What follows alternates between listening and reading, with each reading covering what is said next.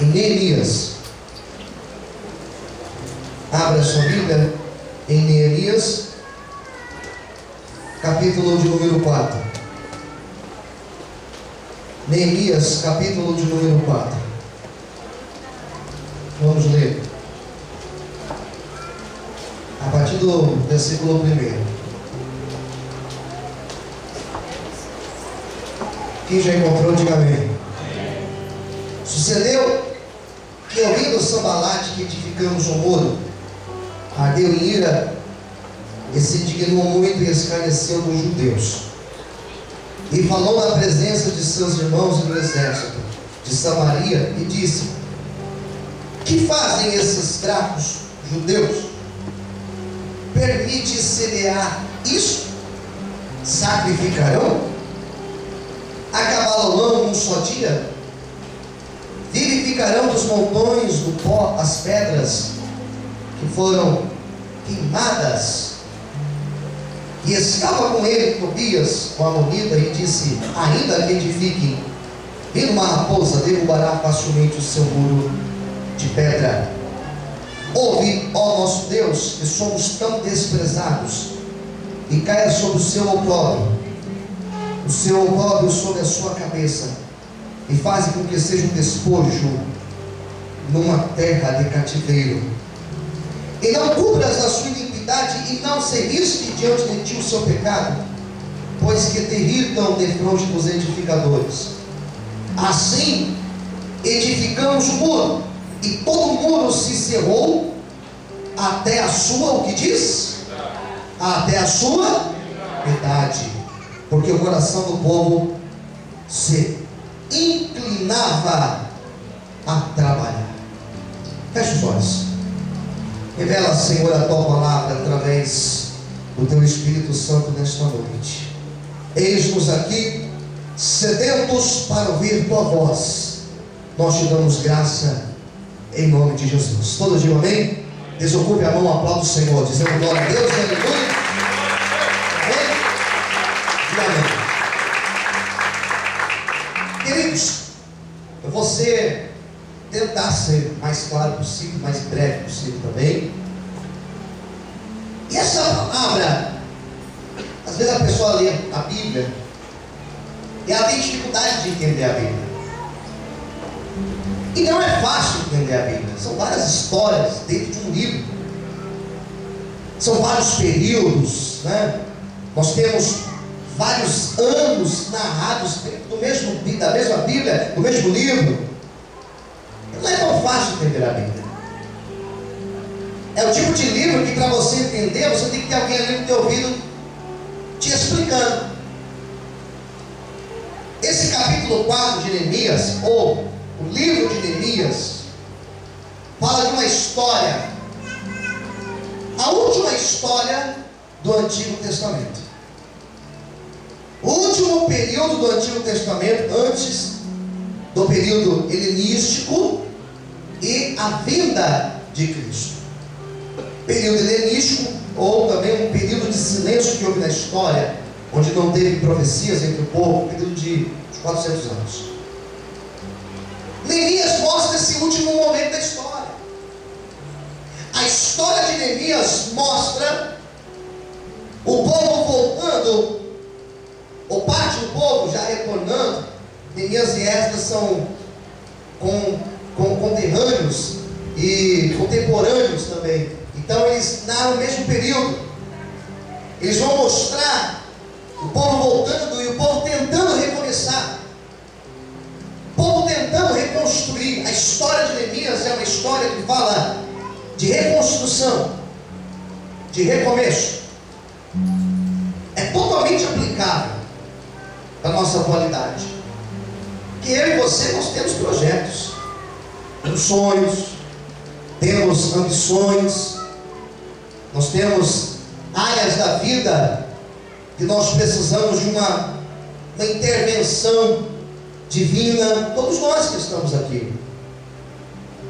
E antes de eu começar a falar da história, antes de eu começar a explicar a história, antes de eu deixar Deus me usar para falar com você, já quero falar de um ponto que é importantíssimo, que é central dessa mensagem, da minha pregação. Só recomeça quem ama. Só reconstrói quem ama. Só restaura algo quem ama. Neemias e os homens que estavam com Neemias, eles viveram essa história, porque primeira coisa, antes de tudo, eles amavam aquela pátria, eles amavam aquele solo, e principalmente, eles amavam a Deus sobre todas as coisas. A pessoa que é apaixonada por Deus, a pessoa que é apaixonada pelo projeto de Deus, ela tem a fé, ela tem convicção que aconteça o que acontecer, que pode vir a luta que for. A pessoa que é apaixonada por Deus e apaixonada pelos projetos do Senhor, ela sabe que no final das contas vai dar certo, porque no final das contas nós iremos ver e viver o agir do Senhor nas nossas vidas, em nome de Jesus. Por isso que se existir alguma área da tua vida que precisa ser restaurada, que precisa ser transformada, pode ter plena certeza e convicção que a pessoa mais interessada no teu sucesso, antes de você mesmo, a pessoa mais interessada no seu progresso, no seu sucesso, é o próprio Deus, e Ele está investindo na tua vida. Quantos podem adorar esse Deus e glorificar o Senhor nessa noite?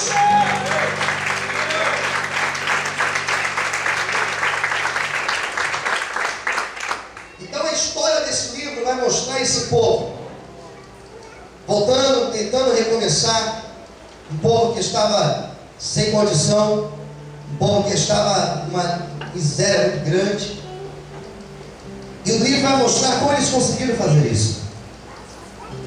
O livro vai mostrar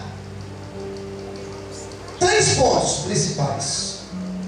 Quantos pontos eu disse? 3 pontos. Primeiro ponto que nós vamos entender, e existe nesse livro aqui, dentro dessa trama aqui, a atuação do adversário. Nesta noite nós vamos entender como o adversário trabalha. Segundo ponto que nós vamos entender nesse livro, qual é ou quais são as atitudes de Deus quando nós estamos envolvidos em um projeto, em um sonho que Ele pôs no nosso coração. Como que Deus age, pastor, nessa história toda? E em terceiro ponto, terceiro momento, como nós devemos agir. Então nós vamos ver 3 pontos, 3 atitudes: a atitude dos inimigos, a atitude de Deus e a atitude do povo. A atitude do inimigo, de Deus e do povo. Quem entendeu, diga amém. Vamos repetir, eu gosto de fazer algo bem didático. Vamos repetir? Qual vai ser a primeira atitude? Dos inimigos. A segunda atitude, atitude de. E a terceira atitude, atitude do. A nossa atitude. E aí nós vamos nos enquadrar. Primeira coisa que eu quero que você entenda: a obra na altura do capítulo 4, a obra, ela não estava mais no começo. O capítulo 4 não mostra o começo da obra. O começo da obra está lá no capítulo 2. O capítulo 4 não mostra o final da obra, porque nós teríamos que ler o capítulo 6. Se não mostra o começo, não mostra o final, está mostrando a metade, o meio da obra. Querido, se não mostra o começo, se não mostra o fim, está mostrando o meio. Está mostrando a metade. Começo de algo, começo de um casamento, começo de um projeto, começo de faculdade, começo de um trabalho. Tudo que você começa, você já vem cheio de curiosidades. Tudo que você começa com empolgação. Tudo que você começa cheio de sonhos e pensamentos. O começo não é tão difícil. O começo não é difícil, porque no começo você está entrando em algo desconhecido. Você não sabe onde você está entrando. Mas no meio é complicado. Quando você está em uma caminhada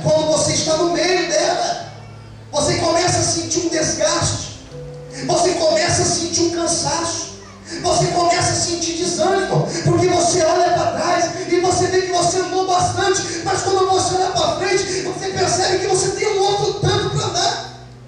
E sabe o que eu aprendi? Que tem muita gente que na vida para no meio. Começa um projeto, começa um curso, começa um trabalho, começa na obra a fazer o ministério acontecer, e começa na empolgação, e começa no gás total, mas quando chega no meio, vem o desânimo. Quando chega no meio, começa a vir vários pensamentos na mente, começa a vir um momento difícil, começa a vir a crise. E por isso que o profeta Abacuque, no capítulo 3, ele falou: Senhor, aviva a tua obra, e aviva a tua obra não no começo e nem no fim, aviva a tua obra no meio dos anos, porque Abacuque sabia que é no meio do ano, é no meio da caminhada, é no meio da trajetória que vem o desânimo, que vem a crise, e que o adversário quer parar. O adversário, ele começa a deixar você andar, mas quando você está no meio, ele tenta te parar, ele tenta impedir a obra de Deus, ele tenta impedir o projeto de Deus. Só que nesta noite ele vai ficar furioso, porque Deus me levantou aqui hoje como uma voz profética neste lugar, e eu quero hoje deixar Deus nos usar. Eu quero profetizar que se você começou um projeto nesse ano de 2012, você não vai parar, você não vai desistir, mas você vai até o fim, porque o Deus que aviva, ele vai te avivar nesta noite. Quem crê nisso, levante a mão para o céu e dá glória a Deus e aplauda ao Senhor nesta noite, em nome de Jesus. Mais forte as palmas, aleluia. Superamos uma parte e percebemos que nós estamos na metade ainda, que tem uma outra parte para nós caminharmos. E aí o adversário começa a trabalhar. E sabe como o adversário tentou trabalhar na vida de Neemias e na vida dos homens que estavam com Neemias? O adversário tentou desanimar Neemias e os trabalhadores que estavam com ele. Olhe para quem estiver perto de você, olhe para os olhos dessa pessoa, diga assim: não desanime, não deixe o adversário te desanimar. Quem entendeu? Diga amém. A palavra é essa: desânimo. E como que ele põe desânimo? Nós temos uma explicação nesse livro. Sabe como o adversário tentou pôr desânimo? Tentando convencer Neemias que a obra era muito grande e que ele não chegaria até o fim. Quem entendeu? Diga amém. Era mais ou menos isso. Olha para cá, era mais ou menos isso. Você não vai chegar até o fim. Porque ainda que você consiga fazer algo, virar uma raposa, vai derrubar o que você fez. Era o adversário tentando minar. E sabe o que eu aprendi, irmãos? E não foi na teologia que eu aprendi isso, foi na vida. Tem gente que acha que aquilo que eu prego é só o que eu aprendi na teologia. Imagina. O que a gente aprende na teologia tem nem comparação às nossas experiências de vida com Deus. Eu aprendi que o adversário, ele não tem pressa. Fala para o teu irmão do lado: ele não tem pressa. Ele não tem pressa. Ele não tem pressa de derrubar ninguém. Para ele, derrubar aos poucos já é suficiente. Ele não tem pressa de arrancar a pessoa do dia para a noite. Não tem pressa. Ele arranca a pessoa aos poucos. O adversário, ele vai tentando minar a força da pessoa. É uma palavra hoje, é uma palavra amanhã, e você ouve: não vou dar voz para o diabo. Ele vai lá, dá uma volta, daqui a pouco ele volta assim no teu lado e fala: ei, ó, não vai dar certo.